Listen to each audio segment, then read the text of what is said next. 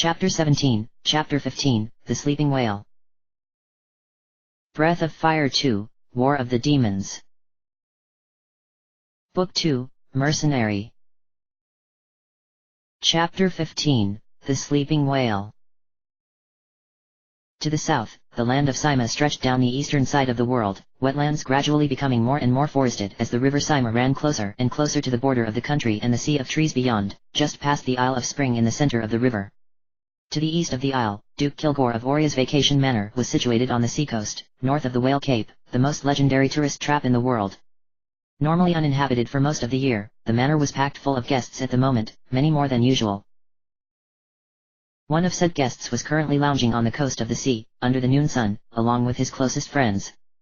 This far south, the rainy weather that permeated most of Sima was somewhat less common, much to his pleasure.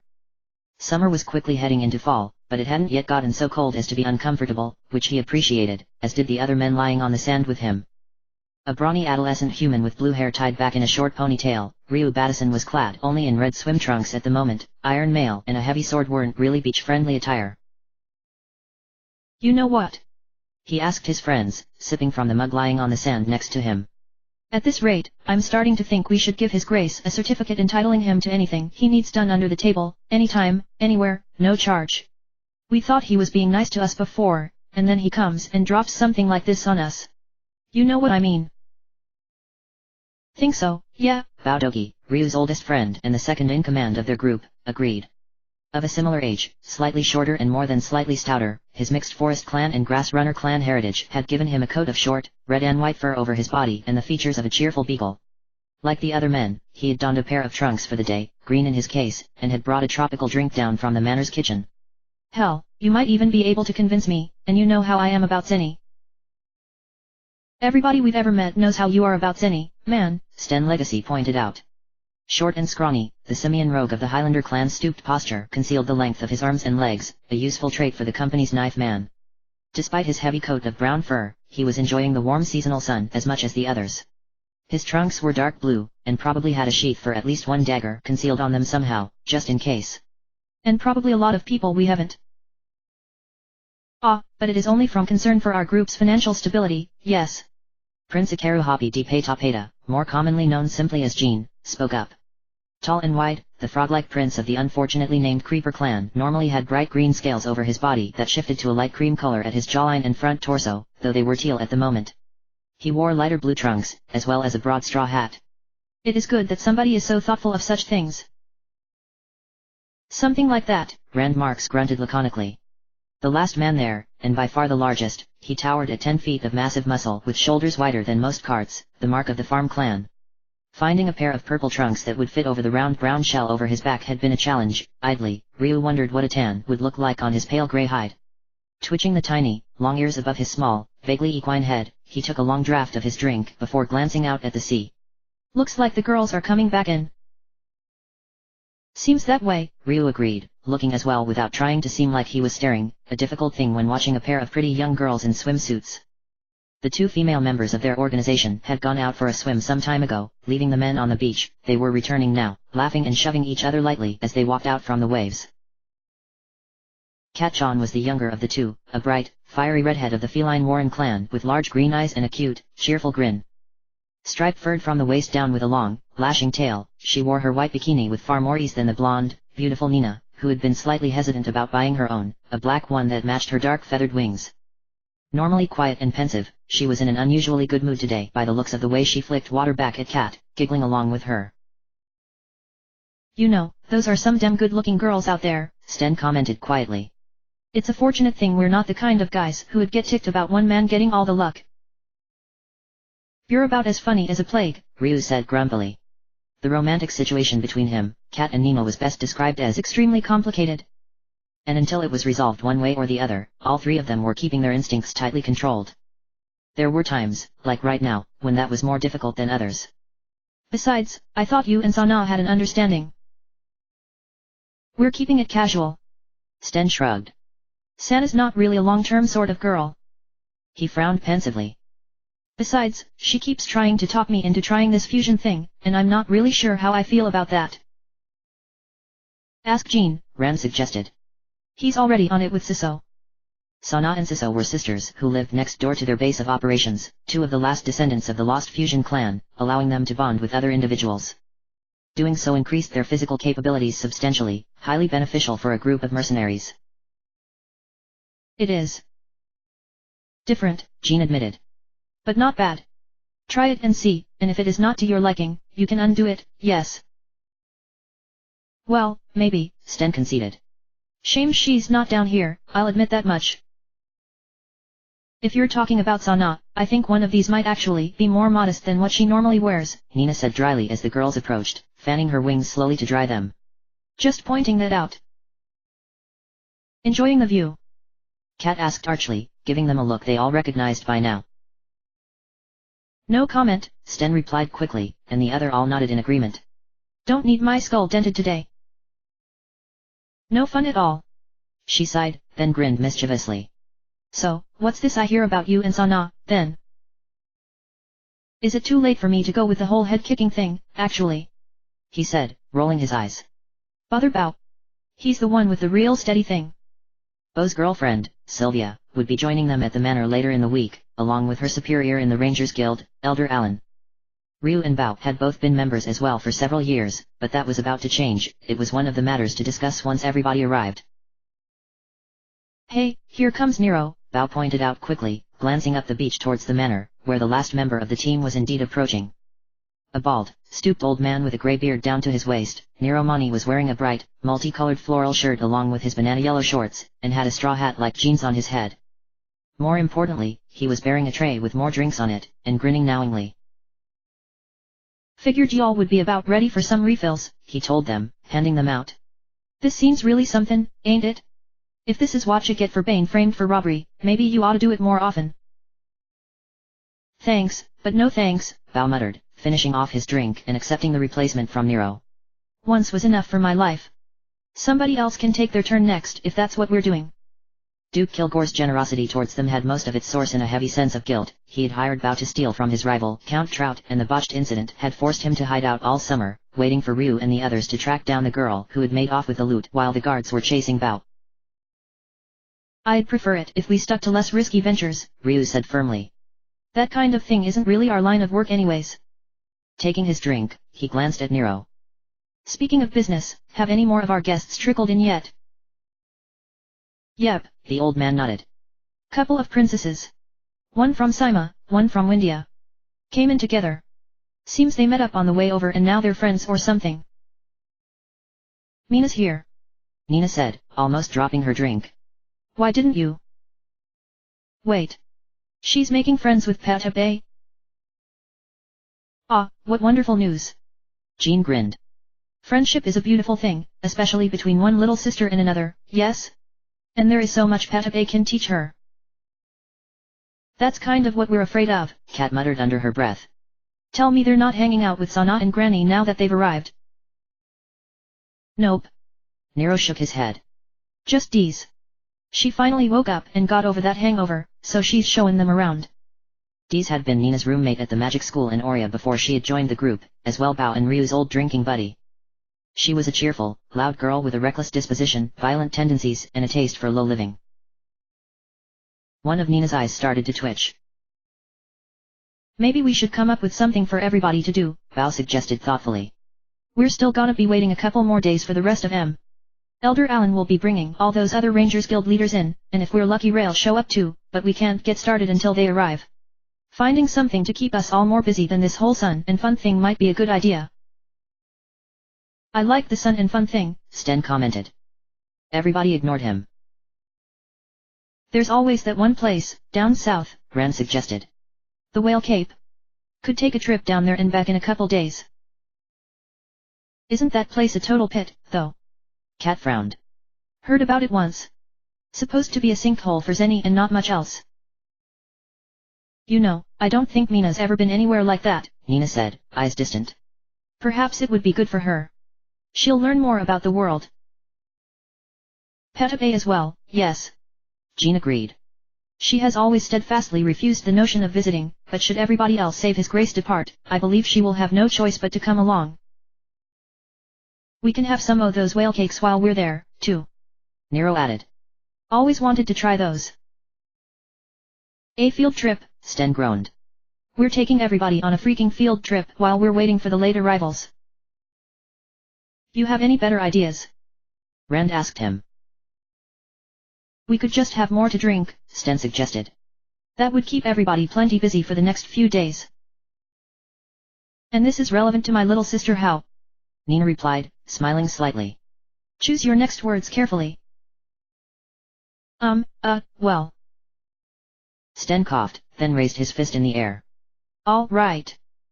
We're going to the Whale Cape. Smart call, Ryu murmured, and the others all nodded in agreement, even Jean and Nero. Some of them went back to the manor soon after that, while others spent more of the day on the beach, but by sunset they had all returned. In addition to their group, Dees and the princesses, Duke Kilgore had also invited the others living in the old ruins west of Mount Phoebe. Sana, Siso, and their granny were in the next house over, and others were being inhabited by 3 carpenters from Corsair, Rivob and his family, Haseko and his wife, and Izan, who had brought along his nephew Lacquer. The 3 men had apparently decided to completely rebuild the ruined city, for somewhat obscure reasons that had a lot to do with a drunken bet one evening. Everybody present had dinner together on the patio, courtesy of Mrs. Rivob and Jean. Kilgore had left most of his staff back in Oria, since this was more of a business occasion than pleasure, despite the location and their general relaxation until everybody had arrived. The sunset was beautiful, and put everybody in a good mood. When the excursion to the Whale Cape was broached, nobody disliked the idea, and it was agreed that they would embark the next morning. Only Duke Kilgore himself demurred, deciding to stay behind to greet late arrivals. In addition to the heads of several Rangers Guild branches, they were still waiting for Ray Braddock, a paladin of the Church of St. Eva and a close friend who had assisted them several times in the recent past. He had last been spotted on the Isle of Guns, so his attendance was more of a hope than a guarantee, but knowing Ray, if there was any way for him to be there, he would. The assembly had been Elder Allen's idea. The previous summer in which Ryu had tracked the thief, Patty Smith, across 5 countries in order to haul her in and clear Bo's name had been a very interesting one. He had met and recruited the others who were part of their team in turn, starting up their group of adventurers, and they had done jobs for several royal families and ruling councils, many of which involved demonic activity, a phenomenon previously believed to simply be myth and legend. It was that, more than anything, that had made them agree to the meeting. Bidding the Duke farewell, the rest of them set out to the south the following day. There would be no need to sleep out in the open, which was fortunate considering some of the guests wouldn't have taken to that well. The Whale Cape was well within a day's trip from Duke Kilgore's manor.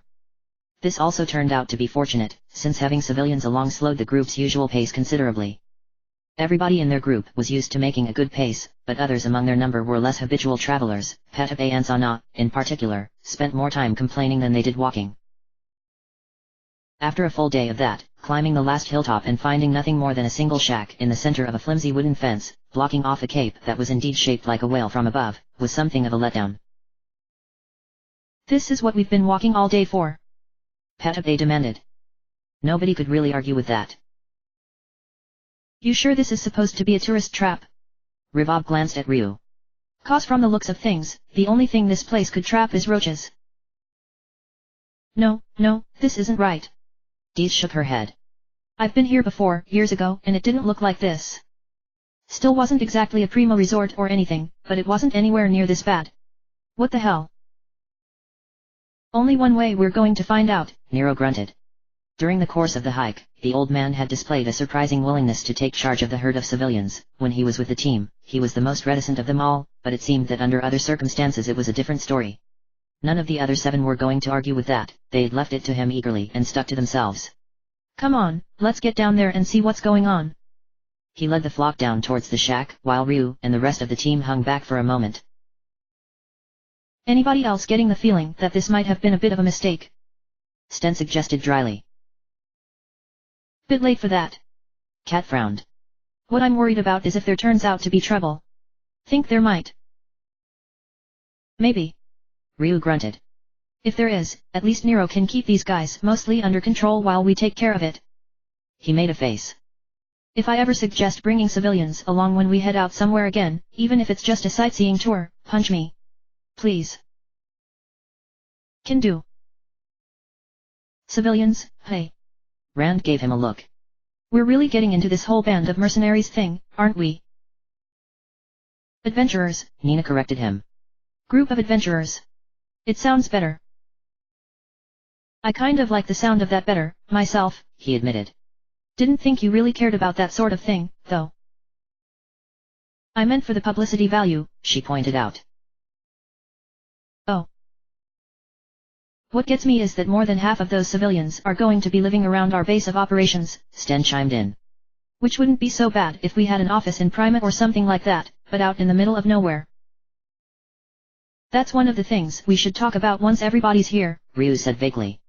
Right now, though, we should probably head on down there and see what's going on. Here comes Deez, Bao pointed out, glancing down.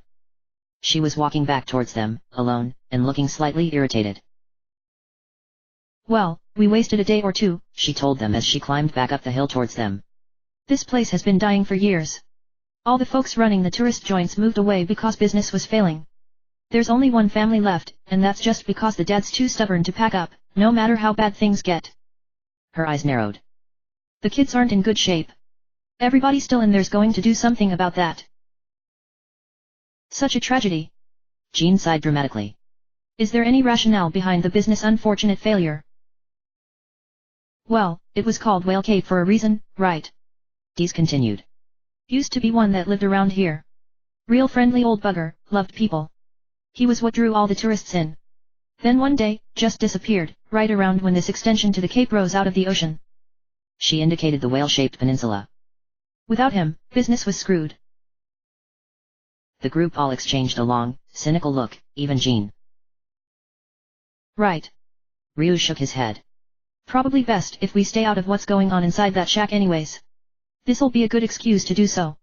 Let's go check it out, people. Even on vacation, we never get a break. Bao grimaced, looking over at the cape. Looks like there's a path down to the bottom this way. I'll go on ahead and take a look around, Nina murmured, wings carrying her gently over the edge and down the cliff face. Show off, Sten muttered as the others all headed down the steep incline towards the bottom. Cat gave him a light shove, and with a hoop, he tumbled head over heels, crashed into Jean, and the two of them rolled down into the ocean with a splash. What? She asked after a moment. Didn't say anything, Rand grunted, and Ryu and Bao nodded as well. At the bottom, the peninsula's shape was even more whale-like, its front end tapered off into a snout with an open mouth, a seaside cave. Sten and Jean were already walking into it, the water coming up to the former's waist, with Nina hovering over their heads. With another exchange of glances, the other four slipped into the ocean as well and followed them in. Pulling themselves out of the water, they regarded the old man who was sitting behind a cheap wooden desk, working on stacks of paperwork, calmly. Well? He asked eventually. Well, what? Ryu replied. You got a reason for coming in here? He shot back. Or are you just intruding on private property and wasting my time? Listen, geezer. Cat started to snarl, before Rand put a hand on her arm. You know anything about what happened to the whale? Bao asked him. Heard there used to be one around here. Of course there did. The old man told him severely. Just where do you think you are, hey? Use your heads. We're in a cavern. Rand started to say, then trailed off as they all looked around at the strange, pink color of the stone walls, and the neat rows of white stalactites and stalagmites, and the way the back of the cave extended into darkness. Oh. Oh, no, oh, hell no. All who vote we climb right back up the way we came? Nina asked quickly. Several hands were immediately raised. Now hold on just a second, Cat growled. Whales don't just turn into goddamn caves for no reason. What the hell happened here? Like I'm supposed to know. The old man snapped back. One day a few years back I just woke up and found him like this. Been living here for 60 years, taking care of old grandpa, and then this happens. 60. Sten blinked. Who the hell are you, old man? Miro, mayor and administrator of Whale Cape, at your service. The old man stood up and did a quick, impatient bow before going back to his paperwork. Not that there's much to administrate here anymore, but I lived all my life here, and I ain't changing that now. The seven of them exchanged a more wide-eyed glance than usual. Why? Jean, of all people, asked eventually. You ever seen a whale, kid? Miro suddenly put on an energetic smile. They're wonderful. Biggest thing alive, but still amazingly graceful. Incredibly intelligent, too. They can understand sentient speech just fine. Old Grandpa was practically able to communicate back. Had him trained to the spell and everything. He'd carry people across the ocean if you rang that, and bring them back, too. Don't know how he did it, but he could hear it anywhere in the world and come racing up. Oh, whales are wonderful things. Hey. Bao raised an eyebrow, looking thoughtful. Sounds like you care a lot about this old guy. Only friend I had in the world, ever since my wife passed on. Miru sighed heavily, then scowled, reverting to his normal behavior. So why the hell do you care? Don't try and tell me you're collecting sub-stories. Because we're sort of in the problem-solving business. Ryu glanced at Sten and Bao, who both nodded slowly, apparently thinking the same thing. You're in charge around here, then. You've noticed the tourist trade is pretty much dead. There's no real point in keeping it up even if the old guy comes back, right? Preaching to the choir, kid, Miru grunted. You know how many times I've told that deadbeat son of mine to move out, find a real job and get some food for his kids already? Too many, that's how many. Yeah, well, there's some guys up top talking to him who might be more persuasive, Sten told him. But more to the point, let's say some guys managed to turn the old boy back to normal. Think maybe it'd be fair to let them have that bell you mentioned in return? Without the tourists, you wouldn't use it much, would you? HMMM. The old man looked them over, narrowing his eyes. No fools, are you? Alright, you've got yourself a deal. Great. Ryu smiled. In that case, we'll head on in. Miru thumbed back into the darkness. After Grandpa turned to stone I went back to take a look around, just in case, and found this huge stone doll. Nasty piece of work, full of all sorts of bad magic. Couldn't do anything about it, though, and the next time I went back I couldn't get through, on account of a bunch of Kimoto and some other weird buggers who had sneaked in. Think they're worshipping the damn thing or something. If that ain't what's responsible, I'm a herring. You folks look like you would know more about that sort of thing than I would. We have to go back. Cat made a face. In there? But that's... She made a vague gesture with her hands. It sounds like that could be some sort of cursed idol, Nina murmured, despite the distaste on her own features. It could certainly be responsible, if the whale swallowed it. Somebody would have had to have created it intentionally with something like this in mind, though, and that would take a magician of incredible skill and power. As good as Headmaster Yoji, back in Oria. Ryu guessed. Better. She shook her head. Good enough to blow Yoji away. I don't think there's any practicing mages alive today that I know of who could do it. The last one was Burroughs the Cerulean, and nobody's seen him in over a decade, so he's presumed dead. Where the hell is Cerulia? Cat muttered under her breath, and Jean slapped his face. Everybody else ignored them. Right. Ryu nodded. Then this might just be connected to our business. We'd better go check it out. He led them past the old man's desk, some more reluctantly than others. And hey, getting free sea travel is good too. Sea travel, hey. Rand muttered as the ring on Nina's right index finger began to glow, illuminating the pink rock around them as they went further into the darkness. Is that why we're doing this? Bingo. Bao smiled slightly, thought it didn't last long, he was trying to hide it, but they were all more than slightly weirded out at the moment. Ring a bell on a beach, no matter where in the world you are, and this guy comes zooming up to take you somewhere else? It'll save like hell on travel time to places we can't warp to. Especially the island countries, or Prima, if we ever have to head there. You never know, right? I guess that's all well and good, Cat admitted. But I still don't like this. Just thinking about it is. I mean, what would it feel like? She held her stomach. You know. Try not to think about it, Sten advised her. I am, she replied. Just saying, I'm gonna be having some really weird dreams for a while after this. Booze helps with that, Bao pointed out. It helps with a lot of things. Think we'd be able to find any after we're done here? This far out in the middle of nowhere. Rand shook his head. Doubtful. Rats? The conversation eventually trickled off as they continued through the dark, pink, cavernous depths of the petrified whale. Even Jean and Sten felt the same sense of strange disgust at their current location, and there was a general mood of just wanting to get the job over with and get out. At least there weren't any random encounters with local monsters. In that sense, at least, luck had apparently decided to cut them a break. Or so it seemed, until about 10 minutes in, at which point an arrow shot through Nina's magical light, missing her head.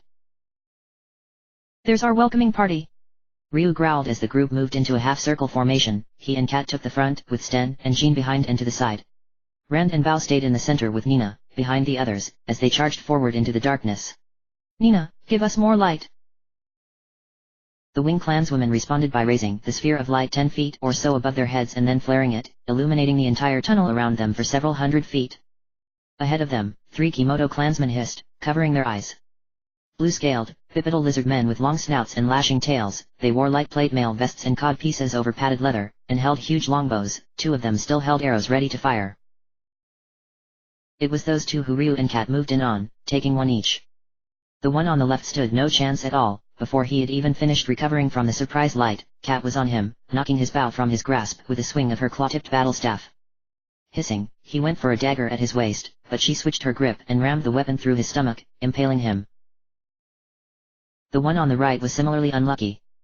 As Ryu charged him, he raised his bow to fire, but by the time he loosed it, Ryu was close enough to chop arrow and bow in half together with his saber. The reptile went for his dagger, and Ryu knocked it away with his free hand before calmly running the archer through. The last of the 3 was the one who had fired the first arrow. Blinking in dismay as his comrades were cut down, he went for another, then leaped back, hissing, as Jean engaged him, rapier dancing. The Kimoto was so focused on dodging around thrust and jab that he didn't even notice Sten slipping up behind him, an oversight that proved fatal when the Highlander cut his throat with a quick, clean slash from one of the several knives he carried concealed. "That was too easy," Kat growled, shaking the corpse off of her staff. "If I didn't know better, I'd think it was a distraction." Sten spun around. "Crap." 3 more Kimoto were behind them, 2 holding arrows aimed at Nina's head, while a third advanced on her, holding a dagger in one hand and smiling wickedly. "Don't get any ideas, boys," he hissed. "Or else had." Before he had finished his threat, Nina had moved, raising her hands and lashing one of the archers with a whip of lightning, frying him on the spot. The other one fired, cold and calm, but Rand moved into the arrow's path, grunting as it deflected off the hard shell on his back. Before he could get another off, Bao had raised his crossbow and fired easily, shooting the quarrel through his snout and into his brain. The last of them stared, frozen, as Rand casually backhanded him hard enough to send him flying into the ceiling. "You okay?" Ryu asked as the other 4 rejoined them. "Not even a scratch." The big man scoffed. "Did they actually think that was gonna work?" "I suppose they didn't know what they were dealing with," Nina murmured, looking the bodies over.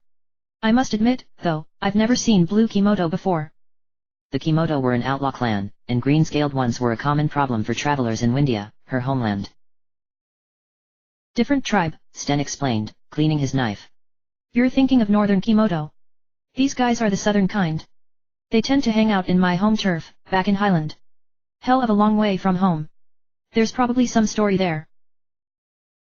A shame that we will never learn it, then, due to their reckless violence," Jean murmured, wiping one eye. "I will write a ballad in honor of their memory." "Come on, guys," Ryu grunted. "Let's keep going up, geez." From the darkness further back in the whale, monsters were emerging now. 2 bipedal fishmen, with muscular arms and legs looking grafted onto their bodies, were stalking out and hissing, while overhead, a pair of beaks hovered, bizarre life forms consisting of a spiked, round shell with a yellow, beaked face. Unlike any others of the breed Ryu had ever seen, though, their shells were a dark, grayish-black rather than blue or red, which was probably a bad sign. "Vile head beaks," Nina said sharply. "Look out." "Bad." Bao grunted, taking aim and firing at one. The shot bounced off, clattering across the floor. "Take that as a yes." "You would need a sword like the bosses to get through those shells." Sten growled, hanging back. "He and Nina are the only ones who'll be able to do anything about those." "Little busy here, actually," Ryu told him, leaning away from a swipe of the other fishman's webbed fists. The beast's reach was longer than his, making slashing at it a trickier proposition than it had been with the Kimoto. "Cat, want to trade?" "Nah, I got this." Grinning cockily, she held out her staff, but first, towards one of the vile heads. There was a sudden blur of motion, in which she seemed to be both frozen still and moving too fast to be seen, and then the beak collapsed, bleeding from a dozen small wounds. "All right, knew I could do it." The chop chop technique was a secret art of an exiled branch of her clan. They had shown it to her several weeks ago, and she had been trying to master it since. You've been keeping your studies up, I see, Nina murmured. Do you think you can do it twice, then? If you can call that studying, sure, I guess, the Warren girl agreed, then blinked, not seeing the other vile head charging at her back. Wait a second, is that a challenge? Grinning suddenly, she turned on the monster, sidestepped its rush with casual grace, then narrowed her eyes and slaughtered it the same way as she had the first. Tch. Only 10 this time. Guess I do need a little more practice after all. Perhaps, Nina murmured, smiling as well as she watched Ryu and Jean finish the fishman off. Are those creatures sentient? They look like they would be, but don't act it. As far as we can tell, they are as of yet incapable of logical thought, Jean answered, pulling his rapier from the monster's chest. They cannot even speak. A lamentable state of affairs, is it not? Ah, but perhaps in the near future they will learn, and take their place amongst the civilizations of the world. He shrugged. Until then, it is kind of them to leave themselves open by only being capable of brute force, yes. Sure, Bao grunted. Something like that. I think we're almost there. Up ahead, the darkness ended abruptly in a pink stone wall. At its base was a dark stone idol, clearly not part of the rest of the rock. It was nearly pitch black, but had been polished to a reflective sheen. Flanking it were two strange humanoids, hovering above the ground. They wore multiple layers of robes along with a great deal of ornamental jewelry, and both had long white beards and hair. Their eyes were monochrome and sightless over yellow beaks, but still they moved their heads towards the intruders. Anybody know what they are? Sten asked, and the others shook their heads. Maybe. Ryu reached for his neck, where he wore the only piece of jewelry he had, the dragon's tear, a teardrop-shaped jewel set in silver on a chain. It had belonged to his mother, and was no ordinary gem. It changed color to reflect the emotional state of other people pertaining to its wearer. Pointing it at the strange birdman, he hissed, the jewel had gone black as night. Look out, people!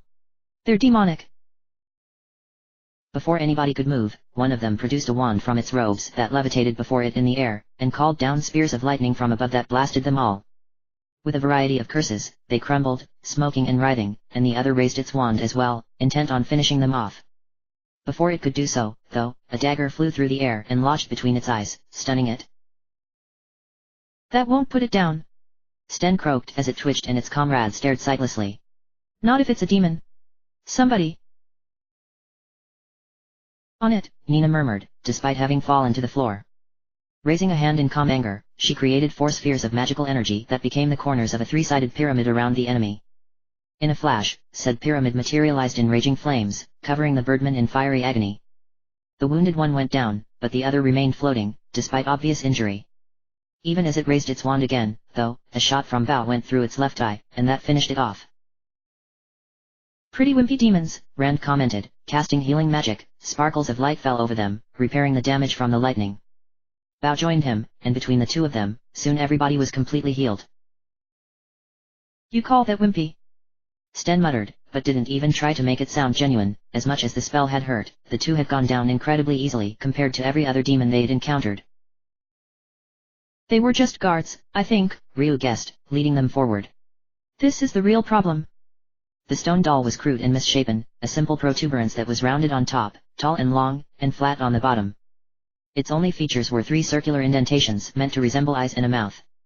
Despite its unimpressive appearance, however, everybody could feel the evil magic within it, like a storm approaching. I can sense the magic. Nina shivered. Hideous and malicious.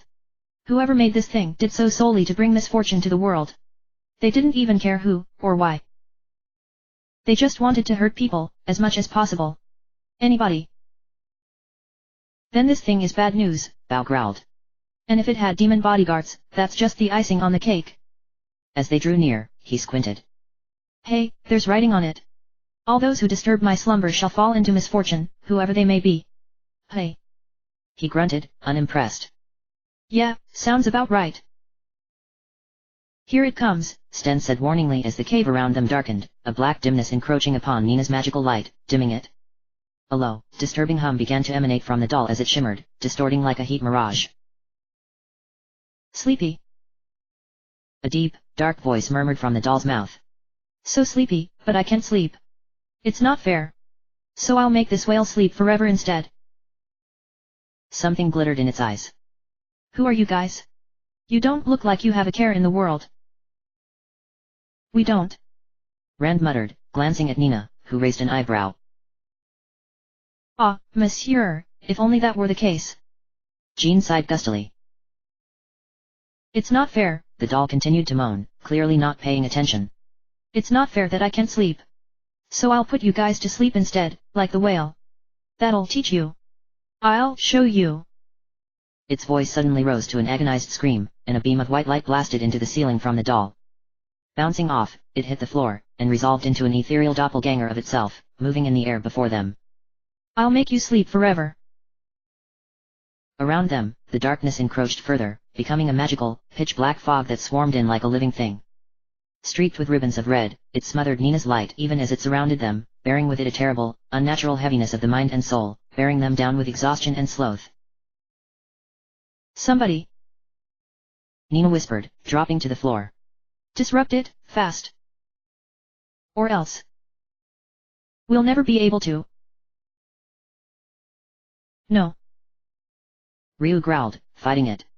No way in hell. This is not happening like this. Despite his words, attacking with his sword seemed as impossible a feat as moving the sun. Instead, he closed his eyes, focused his failing will, and drew upon his hidden power, the secret of his heritage. The breath of fire of the Dragon Clan. The now familiar magic rose within him, banishing the enchanting slumber and filling him with blazing energy instead. His body shifted, becoming that of a dragon whelp, round and land-bound but still deadly. Of the three forms available to him, he had chosen that of lightning, and with lightning he struck, spewing lashes and blasts of electricity from his maw aimed not at the wraith, but at the statue behind it.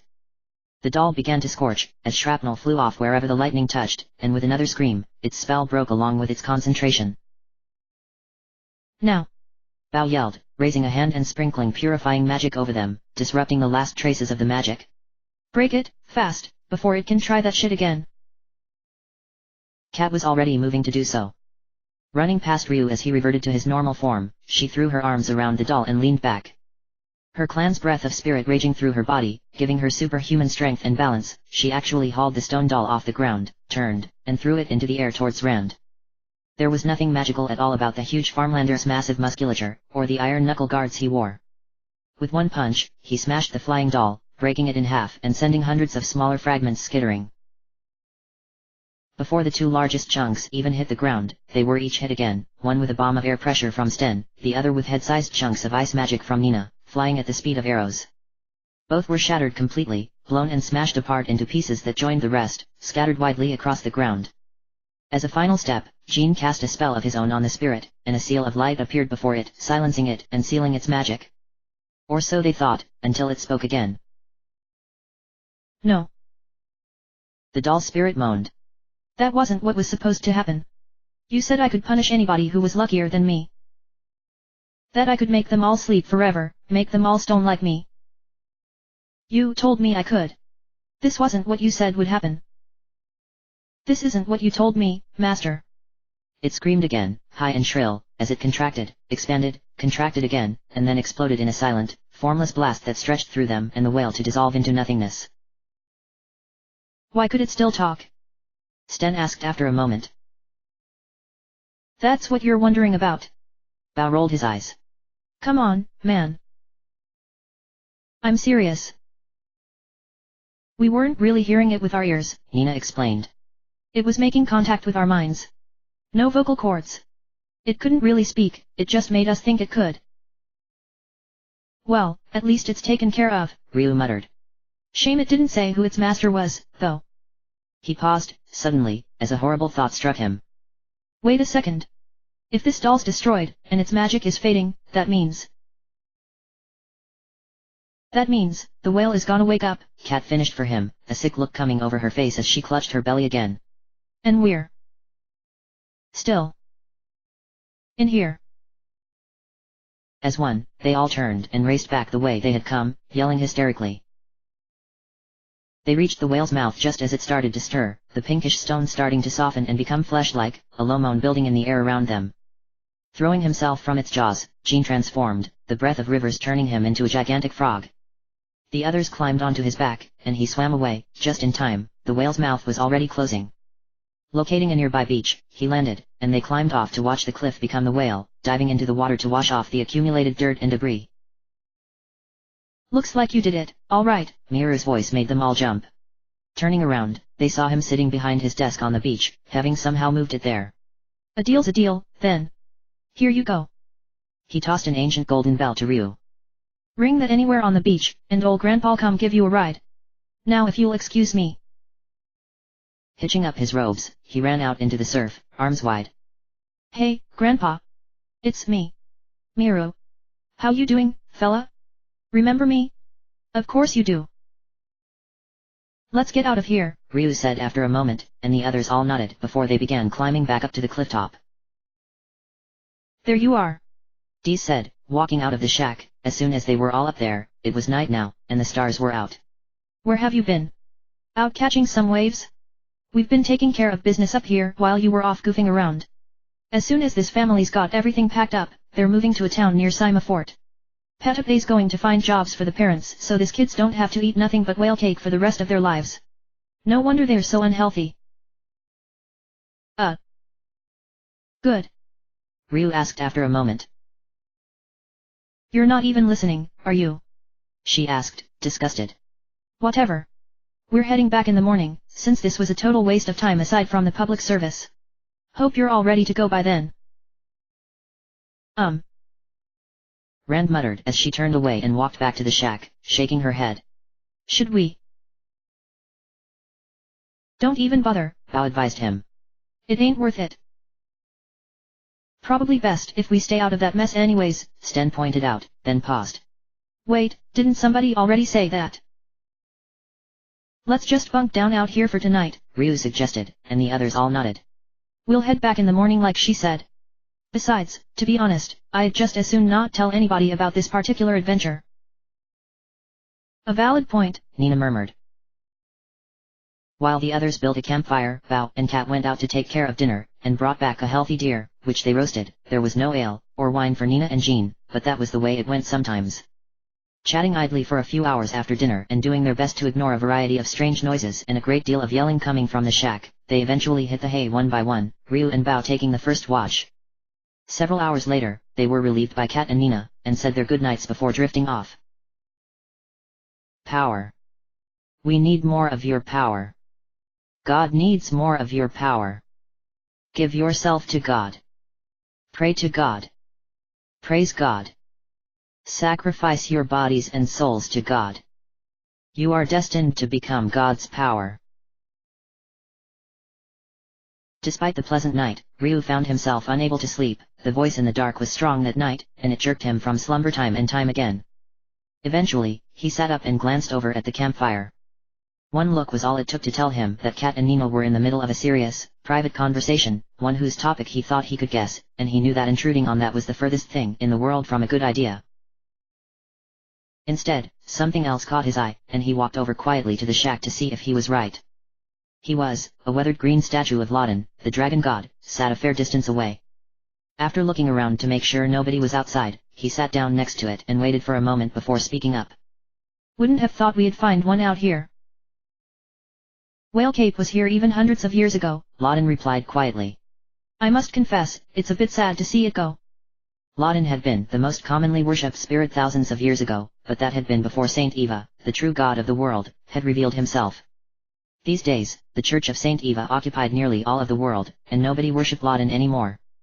The spirit of the dragon god apparently held no grudges, and was always happy to lend an ear and offer advice to anybody who could hear his voice from the statues scattered around the world. The fact that the only people Ryu knew of who could hear him were himself and the rest of his group was something he tried not to think about. I don't suppose you would answer me if I asked just how old you are? He inquired idly, looking up at the stars. My memory goes roughly 3,000 years back, Loden replied, voice coming from the statue's mouth as always despite its unmoving features. I would tell you of those days, but I think, perhaps, you would prefer not to know. Maybe, Ryu admitted. They all knew that the dragon god knew more than he was saying about what they referred to as destiny bullshit. But he refused to provide much more information than they could find on their own. According to him, the more about fate they knew, the less chance of turning away from its path they would have, and that not only made sense to them, it was something they agreed with. I forget if we told you already or not, but we might be intending to do something about that. About your fate. Lawton sounded as if he would be raising an eyebrow, if he could. I had thought you intended to avoid it however possible. Yeah, we did. Ryu sighed. But we've been doing some talking, and some thinking, and... Shit. I don't know. He thought for a moment before continuing. There's going to be a meeting, up north of here, at Duke Kilgore's vacation home. We're getting a bunch of guys together, and well... we're gonna talk about things, and figure out where we go from here. He shook his head. And there's a reasonable chance that that might involve actually getting into this. If it pays well. And there's a pretty good chance it will. He made a face. I'm not making much sense, am I? You've had a long day, Lawton said kindly. I can tell. His voice grew wry. And trust me, people have explained things in far worse ways to me before. Yeah, I have. Ryu glanced at the skies. Let me put it this way, then. If I were to ask you who the greatest magician in the world right now was, would it involve destiny bullshit? I think it's safe to say that the answer to that one is a resounding, yes, the dragon god replied after a moment. I won't ask, then. Ryu closed his eyes, then chuckled dryly. Knowing my luck, actually? Probably the top 3. Also yes, Lawton agreed, and there was something different in his voice now, something hard to place. And in fact, you have met all 3 of them before, though you only knew one of the 3 for who he was when you did. I think this is getting to the point where I don't want to know more, Ryu said quietly. Even if we do end up doing something about this, it'll just be another job. That's all. We get it done, and then we move on. He took a deep breath. We can do that, right? If we end up getting into this. Even if it's what this destiny bullshit wants us to do. We can stop at any time, right? As long as we're only doing it for the zenny. I honestly don't know, Lawton told him after a long moment.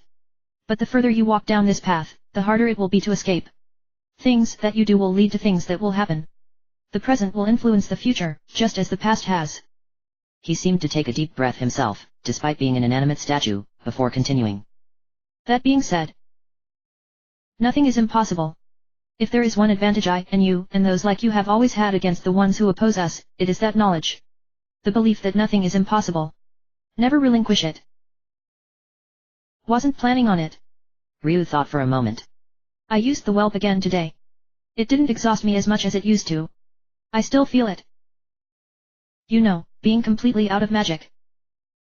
But it was like I was able to deal with it better. To keep moving anyways. That means you're nearly ready for the next level, Lawton murmured. To learn the fully grown transformations. Although there aren't exactly many people around anymore who could teach you them. His voice took on a wry tone.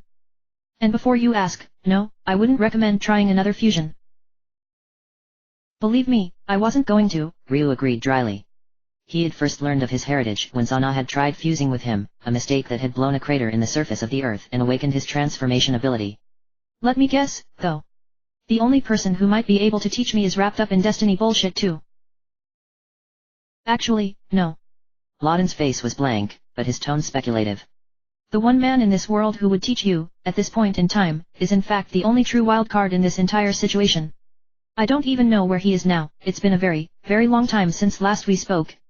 He has no affection for me, but none for the forces of infinity, either. Should you encounter him, it will be because he wished to aid you, and nothing more. Sounds like an interesting guy, Ryu said, raising an eyebrow.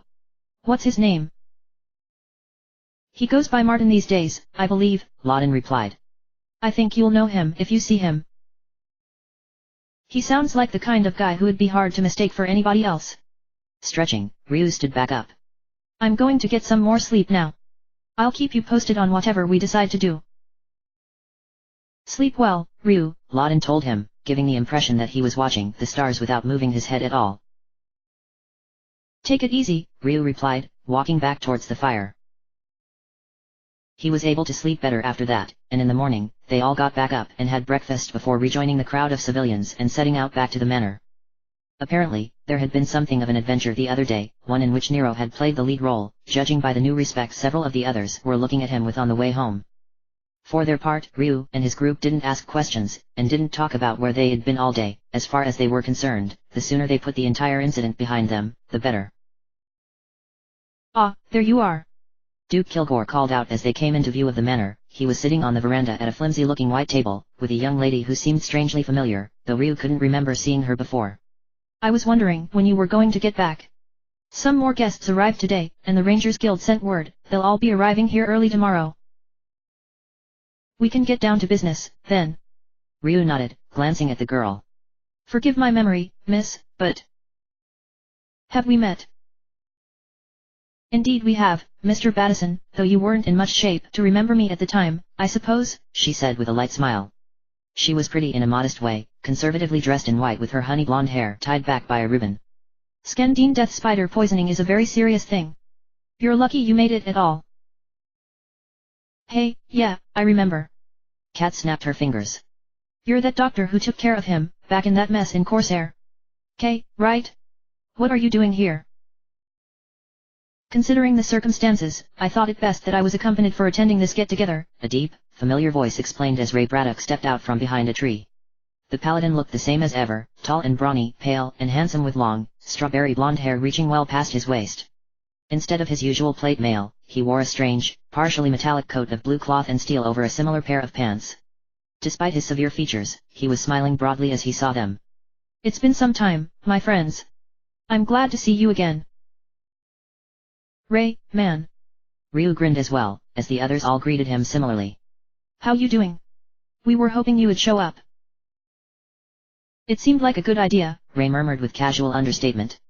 Everybody, this is Kay Sindel, a very good friend of mine. We were raised together, along with another paladin in the church. Kay, you remember Mr. Battison and Miss John? The rest of these rogues are the other members of their group. He glanced at Jean. Speaking of which, I see that you've added another to your numbers. Indeed, Nina agreed, beckoning Jean forward. Ray, this is Prince Ikaru Hapi di Petapeta, of Sima. He prefers Jean. Jean, this is Ray Braddock, a paladin in the service of Saint Eva, and a close friend and ally. He's helped us before on multiple occasions. Bonjour, mon ami. Jean shook his hand warmly. Any friend of my friends is my friend as well, yes. He raised Kay's hand to kiss it politely. And, of course, a friend of my friends also. I feel the same way, you're... Jean. Ray nodded, still smiling. If you're running with these scalawags, then you must be a good man, despite their appearances. Gee, thanks, Kat snarked. No charge. He raised an eyebrow. Duke Kilgore has filled me in on some of what's been going on. It seems like you've been busy. I'd ask for more information, but since we'll be talking about it tomorrow, I might as well wait until then. It's fairly depressing subject matter, anyways, Sten pointed out. And if tomorrow's going to be depressing, then we should have as much fun tonight as we can, now shouldn't we? Man's got a point. Nero glanced over from where he was shepherding the civilians into the manor through the front door, and he brightened up immediately. Oh, hey there, Ray. Didn't see you. How you doing? Fairly well. He glanced at the herd. It seems we have quite a few guests here. You'll have to introduce me to them all at dinner. Looking back at Ryu, he continued, voice taking on an amused tone. As well as explaining these stories I hear about a new town. Ugh. Ryu put a hand to his face, as did all the others, even Jean, who was probably just doing it because everybody else was. That one might work out for the best in the end, actually, but that doesn't change how it happened in the first place. I'll bet. The paladin's face turned slightly sheepish. I suppose it's partially my fault as well, since I didn't realize our mistake until it was too late either. Why don't we just chalk it up to general buffoonery? Ran suggested. Sounds good to me, Bao agreed. Even if I still don't really see what the problem is. Come on, let's get something to eat, hey. It was a good night. Petabe and Mina both developed crushes on Ray at one glance, and several of the other civilians knew him as well, so he and Kay were welcomed to the fold warmly. With Duke Kilgore providing ale and wine, along with the excellent cooking, everybody enjoyed themselves thoroughly, and they stayed up well past midnight despite their better judgment. Eventually they trickled off, one by one, to collapse into the soft guest beds the Duke had provided them, and cheerfully sleep off the consequences of their revelry before the next morning. And so, it was more than a slight shock when Ryu left his room the next morning and found the others waiting for him, their faces grim and serious.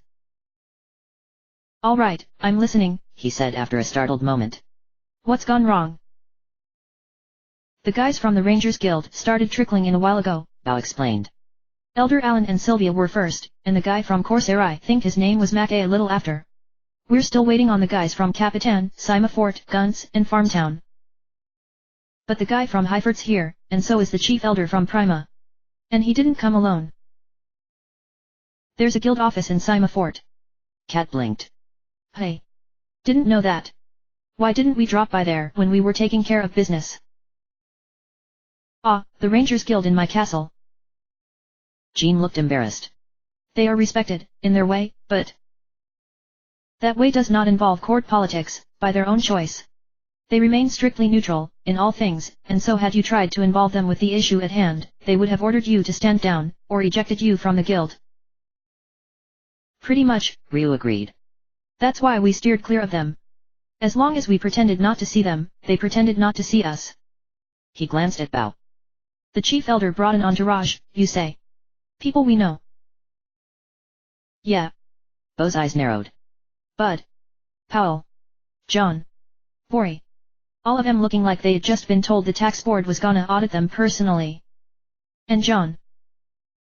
Ryu, he was down an arm, and it looked fresh. That friend of Ray's, Kay. She hauled him into a side room to take a look at him. "That is not good," Ryu said after a moment's shock. The 4 rangers he had named were all experienced pros, Bud and Powell had been operating out of Oria for more than a decade back when he and Bao had first joined, and he had yet to see the case they couldn't handle. John and Bori spent most of their time in Prima, so he didn't know them quite as well, but he and Bao had helped them on a kidnapping job once, and they were if anything even more competent and experienced than Bud and Powell. The thought of something affecting all 4 of them that much was not a comforting one. "I take it these gentlemen are highly capable?" Nina asked curiously. "Once saw John jump out into a hallway, right into the line of fire of 4 guys with crossbows, just so he could get a clear view to nail them with those throwing knives of his," Bao muttered. "Stupid thing to do, but balls it. He didn't even bat an eyelid. Didn't brag, either, just said it seemed like the fastest way to settle the issue and kept walking, after it was done. I didn't think anything could get to him, and now he's shaken like a leaf. And if they showed up here, with the big boss in charge of everything at the Rangers Guild..." Sten muttered thoughtfully, scratching at his arm. "That means he, or they, think that it's relevant to what we're going to be discussing." "How much does this elder from Prima know about this already?" Rand asked, frowning. "I'm guessing Elder Alan told him a little, just to get him to come, but if he had said it was going to be about demons, he'd have been laughed out of his office. Most people don't, you know, actually believe in that sort of thing." "I'm still not sure I believe in it, and I've seen one of the damn things," Sten agreed. "Yeah." Ryu frowned. "Which makes me wonder just why he brought them here, and why he thinks..." "Ah, screw it." He shook his head. "We'll find out soon, and until then, there's no point in worrying about it. Come on, let's go get some breakfast before the meeting starts." An hour later, once everybody had awakened and even, they all finally got down to business.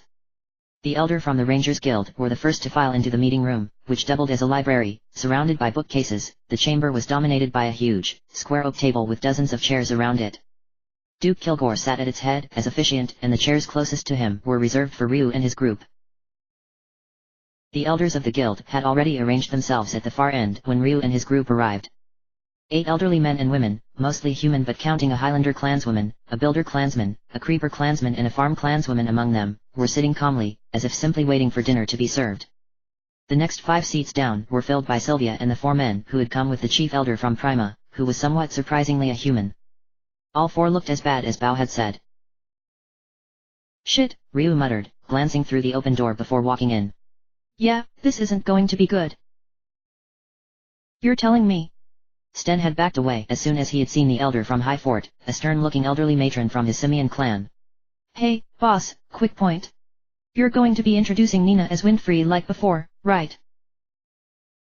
"Of course," Nina murmured, and Ryu nodded, it was her commonly used alias. I'd prefer the knowledge of my true identity remain private. Yeah, well, think you can put me down as Stan Legwin, for today? Stan asked. I doubt the old bird will recognize me, but if she hears my name. Right, Ryu agreed. He had suspected that their knife man had something fairly unpleasant in his past for some time now, but alone among the group, he refused to ever speak of it, and they'd respected that. Let's just hope none of the civilians blow that. They filed in and took their seats around Kilgore, nodding politely at the elders, who returned the courtesy, some of them looking highly curious. Ray and Kay were the next to arrive, sitting down next to Ryu's gang, and the rest of the chairs were shortly filled by the rest of the civilians. Now that we're all here. Kilgore coughed politely. Ladies and gentlemen, as you all know, my name is Duke Kilgore of Oria, and I've called you all here today to discuss certain matters of relevance to the Rangers Guild, the Church of St. Eva, the governments of Windia and Sima, and those of us here from west of Mount Phoebe. Most of all, they'll be the ones doing most of the talking here, I dare say. That's what we're here for, the chief elder, a stout, formidable-looking man with close-cropped iron-gray hair grunted. Despite his age, he was still extremely muscular, and his face bore a slight resemblance to Bo's, despite being a human. Mostly, anyways. I've got some business here I want to put before the Council of Elders myself, but Alan here thinks it might be related to what these people have to say, and I'm curious. He nodded at Ryu. Take it you're the man in charge. Why don't you get started, kid? Time's moving. Of course, sir. Ryu glanced around the table. Elders, my name is Ryu Battison. I'm a former ranger, from Oria, as is my right-hand man. Currently, I'm heading up a new group of freelance adventurers, the Dragon Kin, as one of our bruisers. They had decided they needed a name only recently, and deliberated over it for a long time before selecting one. We're based in the ruins east of Mount Phoebe, which are undergoing some significant development recently. We've heard, Elder Mac from Corsair, the only elder aside from Alan who Ryu had met recently, drawled. Can't wait to hear that one explained. Former. Alan inquired politely. The last I knew, you were still on the roll. We were going to make that the first thing here. Ryu gravely put his badge down on the table, as did Bao. I hope you're not offended, Elder. This is nothing personal, and it's not a decision we're making lightly. But we have our own organization now, with our own responsibilities, and it's entirely probable that at some point in the future, those responsibilities will conflict with the duties of a ranger. We think it'll be best for everybody if we turn in our badges before that happens. Very well, Alan agreed, smiling wistfully. Don't look so shocked. I've known, along that you would leave us one day. This has been your and Bo's dream for years. I wish you luck with it. Thank you, Elder, Ryu said gratefully. My fellow former ranger is Bao Dogi, our right-hand man and first white mage. Kachan, here, is third down the line and my partner as front-line muscle. Our other white mage is Rand Marks, and our sole black mage so far, Nina Winfrey. Stan Legwin down there is our knife man, and Jean over there is a jack of all trades. Lastly, we have Nero Mani, who manages the shop, so to speak, while the rest of us are out on business. I've worked with them several times before, and I can testify that they are trustworthy, discreet, and well-intentioned, with reliable standards, Ray added. Forgive the interruption. I'm Ray Braddock, and as you've all probably guessed, I'm a paladin in the service of the Church of St. Eva. More importantly, I stand behind everything that Mr. Battison says here, and all of his friends. Trust them, as I do. If you need a paladin of the church to vouch for you before you even get started, I'm getting the feeling that this is going to be one doozy of a story, kid, the chief elder grunted. Especially since your little team has the Crown Prince of Sima on it. Yeah, Morello filled us in on that much. That's the one I'm waiting to hear explained. He glanced at the elderly creeper, whose scales were a pale lavender. You might say that, Ryu admitted, looking over to Kilgore. Your Grace, would you mind starting us off? Not at all. Kilgore smiled briefly before continuing. Early this summer, there was an unfortunate incident in Oria. My rival and friend, Count Trout, stole an artifact of tremendous value from me. From there, he related the story of the botched return theft he had hired Bao for, and how Bao had to go into hiding as a result, with corroboration from Ryu, Bao, Elder Alan, Sylvia, and Dees. Bud and Powell added a few words as well. They had been in town at the time, though they spoke little. Ryu took it from there, explaining how he had gone to Corsair following a lead on the female thief, and how that lead had taken him into the murky backstage of the Corsair Coliseum, where warriors had fought for public entertainment.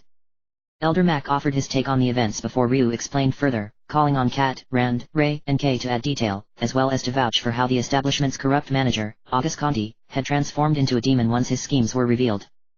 At that point, perhaps predictably, the noise level in the room increased significantly.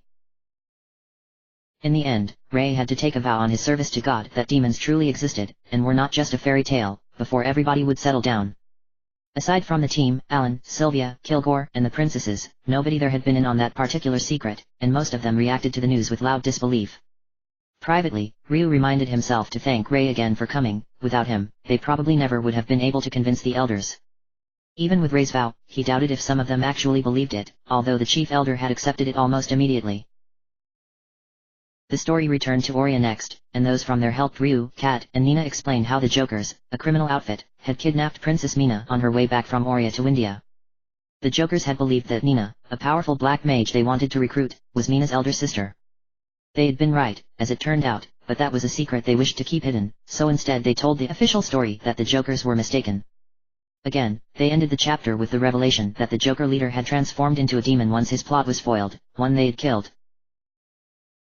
Returning Mina to her home in Windia had allowed them to finally find the thief's trail at the same time as they had recruited Sten, who brushed past that as quickly as possible, clearly trying to remain in the background as much as possible.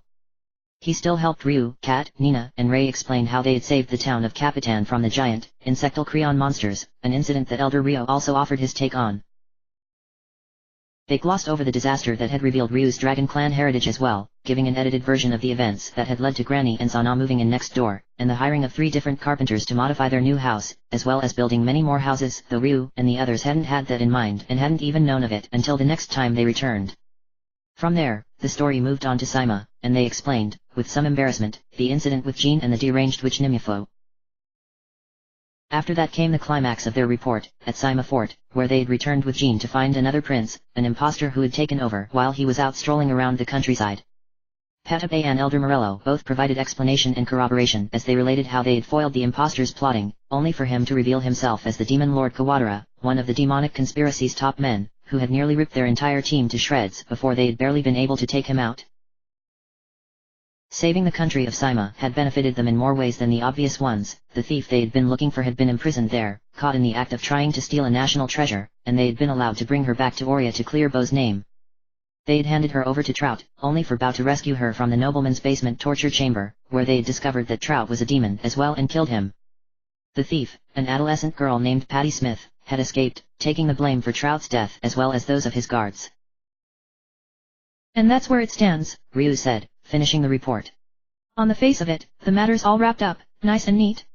We've all been cleared, we made a lot of money and a lot of friends, some of them in very important places. Even better, all of our enemies are very dead. But the fact of the matter is, these were demons. Even with Kawadara dead, I can't believe that the rest of this conspiracy is going to just cut their losses and shut down. I'd have to agree with you, kid, Elder Mac grunted. Much as I hate to admit it, this crazy story of yours does sound about right. Can't say I've got a better explanation for that ridiculous 2-headed skeleton the guard put together out of those bones they took out of August's office. I'll have to make sure that's covered up once I get back home. He raised an eyebrow, looking at Ray. What I'm wondering is why the Church of Saint Eva isn't handling the matter. I would think that dealing with demons would be their area of expertise. Unfortunately, our adversaries planned well, Ray explained grimly. The digging I did on the matter in the northwest indicated that the sources of the infection were located in Sima and Highland, neither of which our church is on the best of terms with. If a demon lord was running matters in Sima, that all but confirms that, which means there is likely another of them up to similar scheming in Highland. He met the eyes of Elder Gundred, who had come from there. Another demon lord. Haven't had any mysterious strangers showing up at High Ford trying to take over, but I'll let everybody know if one tries it, she commented, eyes narrowed. You've got a point, though, Mr. Braddock. Your church is one of my clan's most frequent employers, and we're grateful, but not so much that we'd appreciate the church making an incursion into our territory. I say live and let live, but there are a lot of us who don't trust anybody they don't know personally, especially on the general staff. It wouldn't be a good idea at all. And if I revealed the physical existence of demons to the upper levels of the church, there are many who would go absolutely wild, Ray added. They would throw all of our strength into smashing any hints of the threat, regardless of the geopolitical consequences. No, at the moment, though it pains me to remain silent, I am the only member of the church aware of this threat. Unfortunate, but understandable. Elder Gus, from Gant, nodded grimly. You were stationed on my island until you came here, weren't you, Mr. Braddock? Find anything there? Nothing. Ray shook his head. I suspect this conspiracy hasn't quite expanded to Gunts, Tunlin, or Prima yet, though that's only a guess. I have no recent knowledge of the southeast, either, so whether this rot extends there or not is beyond my awareness. If we're lucky, even if there is, it was controlled by Kawadara, and will falter without him. If not, however, a third demon lord may have established himself there as well. Until he, and the one likely controlling matters in Highland, are slain, the threat remains. Sorry, but I gotta correct you, Mr. Braddock, the chief elder of Prima interrupted, speaking for the first time in a while. He had been silent ever since accepting the truth of the existence of demons. This is a problem, all right. But it's a hell of a lot bigger than even you know. Even more. Elder Maureen, a brawny, no-nonsense woman from farmland, asked disbelievingly. August Conti, in Corsair. Joker Heart, in the mountains of Tentar. Trout Farm, in Oria. And the demon lord Kawadara running it all out of Sima, while attempting to gain control of the entire kingdom. And you think it's worse than that? Seems like Alan was right when he told me that this report would be connected to the other matter I've got for us to talk about, the chief elder said grimly, turning to the four who had come with him, all of who had been pale and silent throughout the report. There's at least one more demon out there, and it's a doozy. Boys, it's your turn. Yes, sir, John said, eyes darting nervously around the room before settling on Ryu. Ryu. When you talked about these demons. He clutched the stump of his arm, newly seen to by Kay, as he continued. You said something about them. It wasn't like any monster. Like you just knew. They were different. Bad. Evil, Ryu told him quietly. I never really believed in absolute evil, growing up. Just shades of grey. But these guys. Just being around them, you felt it, like some kind of aura or something. The only reason they existed since they sold their souls was to spread death and misery to everything they could touch. Then. Jory looked at the other three, who nodded. Then that's what we saw. A demon. We were on assignment to southern Camlin, to a little town most of you might not even have heard of, on this peninsula isolated from most of the outside world. This place is the only town there at all, and the only port's half a day from it. It's called Gate. Gate. Bao demanded, surprised. I've been there. That was where me and Ryu first met, when we were just brats. Yeah, Ryu whispered, feeling himself pale. No matter what he had been expecting, that hadn't been it. He had thought he had forgotten his past, but as soon as the name was mentioned, all the old memories came flooding back in. A childhood spent in peace, with a father who was the local priest and a tiny younger sister, rebellious and strange. A childhood that had been shattered when he had returned from a hike one day to find both gone, as if they had never existed, and a town with no memory of him either, a new priest living in the church as if he had for years. They had a problem with some kind of strange blight, John continued. Something was killing every tree on the peninsula, and they thought it would spread to the rest of the plant life soon. Said it was no ordinary disease, that it had a magical origin, and that somebody was doing it. Hired us to find out who it was and take care of the problem. He shuddered. We found him, all right. This demon you mentioned. Elder Alan asked gently. A demon, Vori whispered. That's the only thing he could have been. Nothing like that could ever exist in this world naturally. He was a giant, Bud explained. Had to have been at least 20 feet tall, maybe more. He was like some kind of bug, or something, but he had arms and hands and claws like. Almost like a man. And his face. Especially that third eye, the one that was always. Third eye. Bao jumped in again, as Ryu's eyes widened. This guy. Did he have wings? And this grey carapace on most of his body except for some of his torso? 6 legs, black ones, all around him? And his hands. Hooked claws? No real fingers at all? That's him, right? All 4 men had dropped their jaws as he had described him, which was as good as any definite answer. You know him? The chief elder roared. Idiots. Why didn't you say that in your report? Baruberry, Ryu whispered, remembering that night, and the voice in the dark that had haunted his dreams ever since. It's him. It's Baruberry. The night we ran away from Gate, when we were little kids, we saw him, Bao explained, watching Ryu carefully. That guy attacked us. Smashed us. But he let us live. Left us outside his cave. We never saw him again. Never figured out why. Been 10 years since then. When we finally tracked the source of the blight to that cave, John continued. He came out to meet us, and told us to run back, and bring word of him to the destined ones. His fingers tightened around the stump of his arm. I said we should fight him, and he did this to me with one finger. One finger, people. He shivered again. I killed a chimera once, all by myself, and I stood no chance against this thing. I might as well have been trying to fight the sun. We told the chief elder to return the people of Gates money, Powell said quietly. This case. It's not a job for the Rangers Guild. We're mortal men. There's only so much we can do. This was beyond us. Upon hearing these brave men's report, I agreed with their assessment, the chief elder admitted. There's nothing the Rangers Guild can do to help Gate. However, it seems there may be others, who can. His eyes fixed on Ryu. Hey, hold on a second. Kat started to shout, then stopped as Ryu held up a hand. Sir. He met the elder's eyes. We turned in our badges. I know, kid. The chief elder smiled grimly. I didn't mean to press you to resume your service as rangers. No, I'm saying that the Rangers Guild wants to hire you folks, the freelancer group Dragon Kin, to settle this matter for us, since it's beyond our abilities. And we're prepared to offer a sum of 650,000 zeni for completion of the job. Nero made a noise that sounded like a foghorn as everybody at the meeting's eyes widened, and more than a few jaws dropped. I don't know about no destined ones, but it sounds to me like some things connected you folks to it, the chief elder continued.